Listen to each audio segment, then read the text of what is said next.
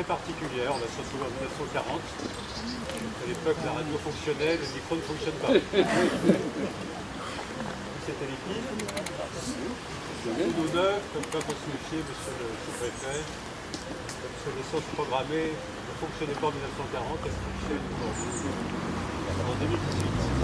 Comme tous les ans, nous sommes donc réunis pour commémorer un appel qui va bien sûr bien au-delà de la simple commémoration et bien au-delà des engagements de liste. Même si ce drapeau à mes côtés semble bien sûr très fort en symbole qu'on fait aujourd'hui. Cet appel, c'est bien sûr celui d'un homme qui se dressa face à la fatalité de l'anéantissement de son pays par un régime sanguinaire. Il y a 78 ans. Est-ce que nous serons encore nombreux dans quelques années pour commémorer cet appel? 78 ans, que personne ici ne l'a entendu, ou qui l'a entendu à l'époque. Tout semblait perdu. Le général de Gaulle prononce le réseau de l'EPC. Ce message que vous avez encore écouté tout à l'heure. Cette voix, ce texte fondateur, personne ne pouvait prédire à l'époque l'impact historique qu'il porterait un jour, celui de l'expression même de l'esprit de résistance. Je crois qu'en France, on a inventé cette expression depuis plus d'un 1940. Comme l'a écrit dans ce résistant Louis-Rémy Briac, cet appel est le repère de l'honneur, du courage et de l'espérance. Acte fondateur dans les teintes du récit d'Institution, le 18 juin est dans la mémoire des Français la dernière grande date à ce jour de notre histoire nationale. À Beaune, en ce mois de juin 1940, Beaune est comme tout le pays, sous le choc de la défaite écrasante des armées françaises. Philippe, vous l'avez cité tout à l'heure, vous avez cité les jours qui ont précédé l'appel d'Yves. Les ruines fument encore dans le quartier de la Gare, qui a été bombardé le 16 juin. Beaune n'a pas été indemne. Laissant de nombreuses victimes civiles, le rationnement a commencé, les bottes allemandes ont commencé à résonner Faubourg Saint-Nicolas, et le 17 juin, après une bataille terrible qui a causé la mort de 60 militaires qu'on a un peu oubliés dans notre histoire locale, c'est l'occasion bien sûr de nous en souvenir, dont de nombreux soldats indochinois, l'armée allemande va entrer dans le jeu. Beaune est abandonné, le maire, mon prédécesseur, est prisonnier de guerre, les administrations ont déserté la cité, le sous-préfet, la gendarmerie, la police, les pompiers ont pris le chemin des fleuves, laissant les habitants seuls face aux occupants. S'installe à la commandanture, qui était l'hôtel de ville, et également la fête de gendarmerie qui va s'installer à l'hôtel de la Mare et l'ancienne école des Beaux-Arts, qui se souviennent de ce lieu, donc rue de l'Oreille. Seul resté à son poste, le premier adjoint, Raymond Guiral, dont le nom du stade du même nom, Raymond Guiral fait face aux vainqueurs. Quoi qu'il arrive, la flamme de la résistance française ne doit pas s'éteindre et ne s'éteindra jamais. Être inerte, c'est d'être battu. Alors que le destin de la France vacille, le général de Gaulle regagne Londres, comme il le dira lui-même quelques années plus tard. Il est alors un bien pauvre homme, chef d'un bien pauvre pays, d'une bien pauvre France libre, n'ayant ni territoire, ni troupes, ni cadre, ni argent, ni organisation. Un mot est toutefois à jamais gravé dans son cœur, je le disais à l'instant, résistance. Croyez-moi, moi qui vous parle en connaissance de cause et vous dis que rien n'est perdu pour la France, les mêmes moyens qui vous ont vaincu peuvent faire venir un jour la victoire. C'était assez audacieux, le 18 juin 1940, de dire cela.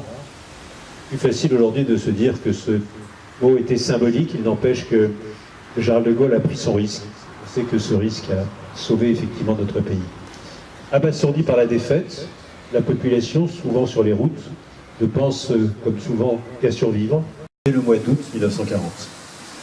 Face au grand péril, que dans la grandeur, reconnu par Churchill, chef des Français libres, les étapes suivantes sont célèbres, on les connaît, on les a appris dans nos cours d'histoire.